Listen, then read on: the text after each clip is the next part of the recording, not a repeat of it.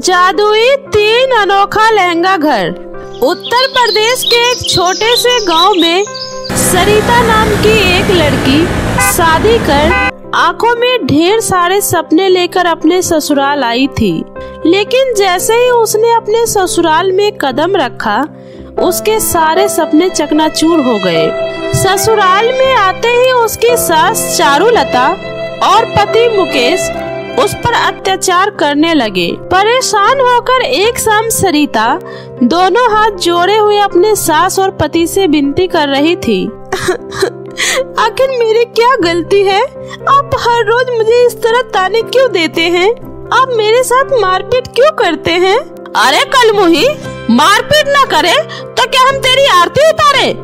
शादी से पहले तो तेरे बाप ने 5 लाख रुपए दहेज में देने का वादा किया था, लेकिन अब तक सिर्फ 50,000 रुपए ही आए हैं। बाकी का पैसा कब देगा तेरा बाप? माँ जी, पिताजी कोशिश तो कर रहे हैं ना। इतना सारा पैसा जुगाड़ करने में समय लग रहा है। क्या कहा? इतना सारा पैसा? अरे शुक्र मना, दहेज में सिर्फ 5 लाख रुपए ही मांगे हैं, नहीं तो तुझ जैसी काली कलूटी से शादी कौन करता? अरे हमारी तो किस्मत फूट गई है। एक तो घर की बहू इतनी काली, ऊपर से दहेज का भी पूरा पैसा नहीं मिला। सुन, अगर जल्दी से पूरा पैसा नहीं मिला तो हम तुझे धक्के मारकर घर से बाहर निकाल देंगे, समझी? इस तरह से आए दिन चारुलता और उसका बेटा मुकेश दोनों मिलकर सरिता पर बहुत अत्याचार करते और उसके काले रंग को लेकर उसे खूब ताना मारते रहते थे। लेकिन बेचारी सरिता एक संस्कारी बहू की तरह दिन रात घर के सारे काम करती और थक हार कर आंखों में आंसू लिए सो जाती। ऐसे ही एक दिन चारुलता चिल्लाते हुए बोली, अरे ओ कलमुही, कहाँ मर गई? दिन चढ़ आया है, घर का काम कब करेगी? माँ जी, आज मेरी तबीयत ठीक नहीं है, मैं आज काम नहीं कर पाऊंगी। क्या कहा तूने? तेरी तबीयत ठीक नहीं है? रुक, मैं तेरी अभी खबर लेती हूँ। यह कहते हुए चारुलता सरिता को मारने लगी। अब तो यह रोज की बात हो गई थी। ऐसे ही 1 महीना बीत गया। फिर एक शाम मुकेश अपनी माँ चारुलता से कहता है, माँ, मैं इस काली कलूटी को और इस घर में बर्दाश्त नहीं कर सकता। मैं डिम्पल से शादी करना चाहता हूँ। बेटा, उस कलमुही के बाप से कुछ पैसे और निकलवाने दो, फिर मैं तेरी शादी बड़ी ही धूमधाम से डिम्पल के साथ करा दूंगी। माँ, इसके भिखारी माँ बाप से अब हमें और पैसे नहीं मिलने वाले। अब मैं बहुत ही जल्दी डिम्पल को इस घर में बहू बनाकर ले आऊँगा। दरअसल डिम्पल मुकेश के साथ उसके ऑफिस में काम करती थी। दोनों ही एक दूसरे को पसंद करते थे। डिम्पल दिखने में बहुत ही सुंदर थी, लेकिन वह स्वभाव की बहुत ही तेज तर्रार लड़की थी। एक दिन ऑफिस खत्म होने के बाद डिम्पल मुकेश से बोली, मुकेश, और कितना समय लगाओगे मुझसे शादी करने में? अगर तुम मुझसे सच में प्यार करते हो तो तुम्हें मुझसे आज ही शादी करनी होगी। डिम्पल, कुछ दिन और रुक जाओ। तुम तो जानती हो, पहले उस काली कलूटी को घर से बाहर निकालना होगा। तुम्हारे मुँह से यह बात मैं बहुत दिनों से सुनती आ रही हूँ। तुम रहो उस काली कलूटे के साथ, मेरे साथ शादी करने का सपना भूल जाओ। अरे ये तुम क्या कह रही हो? मैं उस काली कलूटी के साथ पूरी जिंदगी बिताने के लिए सोच भी नहीं सकता। तो फिर तुम्हें मुझसे आज ही शादी करनी होगी। उस काली कलूटी गवार को तो मैं देख लूंगी। उसके बाद मुकेश और डिम्पल ने मंदिर में जाकर शादी कर ली। मंदिर में शादी करने के बाद डिम्पल को अपने साथ घर ले आया। यह देख सरिता दुखी होते हुए बोली, यह क्या, आपने मेरे होते हुए दूसरी शादी कर ली? तो क्या तुझ जैसी काली कलूटी के साथ मैं अपना पूरा जीवन बिता दूं? तभी चारुलता खुश होते हुए बोली, मुकेश बेटा, तूने बिल्कुल सही किया। देखो तो मेरी प्यारी बहू कितनी सुंदर लग रही है, एकदम चांद का टुकड़ा लग रही है। मगर माँ जी, पहली पत्नी के होते हुए दूसरी शादी करना गैर कानूनी है। चुप कर, समझी? अब से मैं मुकेश की पत्नी हूँ और ज्यादा पटर पटर की तो तुझे इस घर से मैं धक्के मार कर बाहर निकाल दूंगी। तूने बिल्कुल सही कहा डिम्पल बहू, अब तू ही इसकी अकल ठिकाने लगा। यह तो अपने आप को इस घर की मालकिन समझती है, मालकिन। आप चिंता मत कीजिए माँ जी, मैं आ गई हूँ ना, मैं इसे बिल्कुल ठीक कर दूंगी। और तू सुन काली कलूटी, चल अब हम तीनों के लिए खाना बना कर ला। सरिता रोते हुए रसोई में जाकर खाना बनाने लगी और और रोते हुए बोली, भगवान जी, यह मेरे साथ कैसा अनर्थ हो गया। अब मैं क्या करूं? अब मेरे इस घर में कोई जगह नहीं है। यह कहते हुए सरिता रोए जा रही थी। वहीं दूसरी ओर हॉल में तीनों बैठकर बातें कर रहे थे। मुकेश बेटा, अब आगे क्या करना है? करना क्या है माँ, इस काली कलूटी को घर से निकाल देते हैं। मुकेश, यह आसानी से यहाँ से जाने वाली नहीं है। हमें इसे मजबूर करना होगा ताकि यह हमेशा हमेशा के लिए इस घर को छोड़कर चली जाए। उसके बाद तीनों अपने प्लान को अंजाम देने के लिए सरिता के ऊपर पहले से भी ज्यादा अत्याचार करने लगे।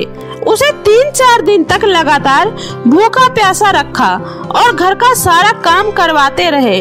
सरिता भूख और प्यास से तड़पने लगी।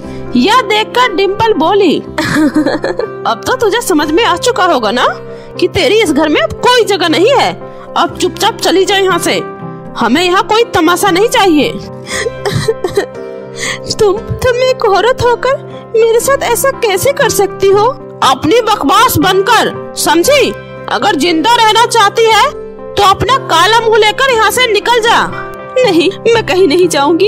यह मेरा घर है। लगता है ये ऐसे नहीं जाएगी। इसे तो मैं अभी धक्के मारकर घर से निकाल देता हूँ। उसके बाद तीनों ने मिलकर सरिता को धक्के मारकर घर से बाहर निकाल दिया। सरिता भूखी प्यासी भटकते हुए जंगल के पास नदी के किनारे बैठकर रोने लगी। माँ, बाबा, आपने कितने अरमानों से मेरी शादी की। बाबा, आपने जीवन भर की जमा पूंजी मेरी शादी में लगा दी। अब मैं चाह कर भी आपसे मिलने कैसे हूँ? आपको जब ये सब पता चलेगा तो आप दोनों ये सब सदमा बर्दाश्त नहीं कर पाएंगे। अब मैं नहीं जीना चाहती, मैं मर जाना चाहती हूँ। मुझ जैसी काली कलूटी बदसूरत का जीना बेकार है। यह कहते हुए सरिता ने नदी में छलांग लगा दी। लेकिन कुछ ही देर बाद जब सरिता को होश आया तो उसने अपने आप को एक अलग ही दुनिया में पाया। यह देखकर सरिता हैरान होते हुए बोली, मैं तो नदी में डूब गई थी, फिर मैं यहाँ कैसे आ गई? और ये कौन सी जगह है? सरिता यह सोच ही रही थी, तभी उसे दूर 3 चमचमाती हुई जादुई लहंगे का घर दिखाई दिया। उन तीनों जादुई लहंगे के घर को देखते हुए सरिता बोली, अरे, मैं कोई सपना तो नहीं देख रही। यहाँ तो एक नहीं बल्कि 3-3 लहंगों का घर है। पहला घर तो सोने की तरह चमक रहा है और दूसरा लहंगा का घर चांदी की तरह और तीसरा हीरो की तरह। तभी वहाँ एक सुंदर परी प्रकट हुई और बोली, सरिता, यह सपना नहीं, यह जादुई लहंगों का घर है और यह घर सिर्फ नेक और सच्चे इंसान को ही दिखाई देता है और तुम उनमें से एक हो। और मुझे यह भी पता है तुम बहुत ही परेशान हो, इसलिए मैं तुम्हें इन तीनों में से एक जादुई लहंगों का घर देना चाहती हूँ। बताओ, तुम्हें इन तीनों में से कौन सा जादुई लहंगों का घर चाहिए? अगर तुम हीरे का लहंगा घर चुनती हो तो उससे तुम बहुत ज्यादा सुंदर हो जाओगी और तुम्हें बहुत सारे धन दौलत भी मिलेंगे। और यदि तुमने सोने का लहंगा घर चुना तो तुम्हें नायाब खूबसूरती के साथ साथ अमरता का वरदान मिलेगा। परंतु यदि तुमने चांदी का लहंगा घर चुनने का फैसला किया तो उससे ना तो तुम खूबसूरत बन पाओगी और ना ही तुम्हें कोई धन दौलत मिलेगा, लेकिन तुम्हें उस घर में एक बूढ़ी परी मिलेगी जो बहुत बीमार रहती है। वहाँ उनकी सेवा करने वाला कोई नहीं है, तुम्हें उनकी सेवा करनी होगी। अब फैसला तुम्हें करना है, बताओ तुम्हें कौन सा जादुई लहंगा घर चाहिए? परी जी, मैं उस बूढ़ी परी की मदद करना चाहती हूँ, इसलिए मैं जादुई चांदी के लहंगे के घर को चुनती हूँ। मुझे सुंदरता, धन दौलत कुछ नहीं चाहिए।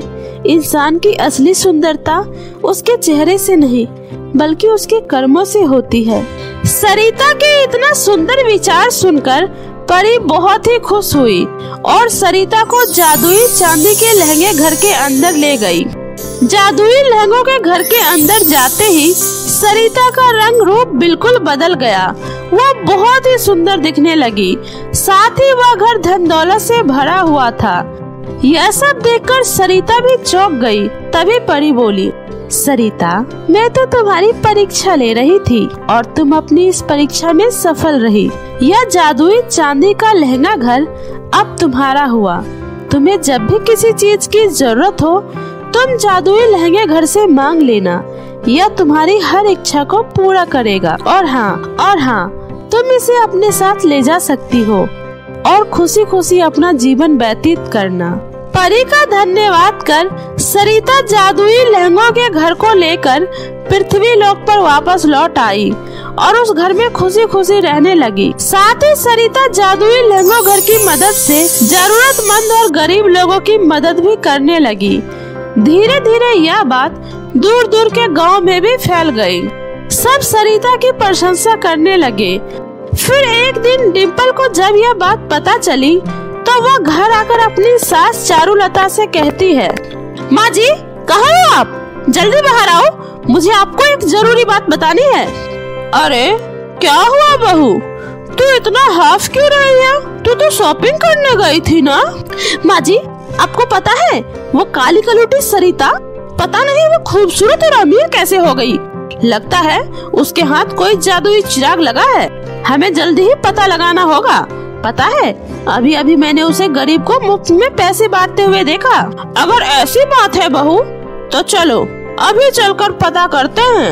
इतने में मुकेश भी वहाँ आ पहुँचा और बोला, अरे आप दोनों कहाँ जाने की बात कर रहे हैं? फिर डिम्पल और चारुलता मुकेश को सारी बातें बताते हैं, जिसे सुनकर मुकेश बोलता है, तो फिर देर किस बात की है? चलो मैं भी तुम दोनों के साथ चलता हूँ। फिर तीनों सरिता का पीछा करते हुए उसके घर जा पहुँचे और जादुई चांदी के लहंगे के घर को देखकर तीनों के मन में लालच आ गया और तीनों ने जादुई लहंगे के घर को अपने कब्जे में करने की सोचने लगे।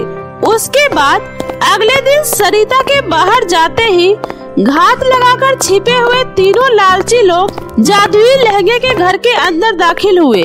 अंदर दाखिल होते ही जादुई लहंगा घर का दरवाजा अपने आप बंद हो गया और जादुई लहंगे घर से जहरीले सांप बाहर आने लगे और देखते ही देखते उस सांप ने मुकेश, डिम्पल और चारुलता को डस लिया और उन तीनों की वहीं पर मौत हो गई।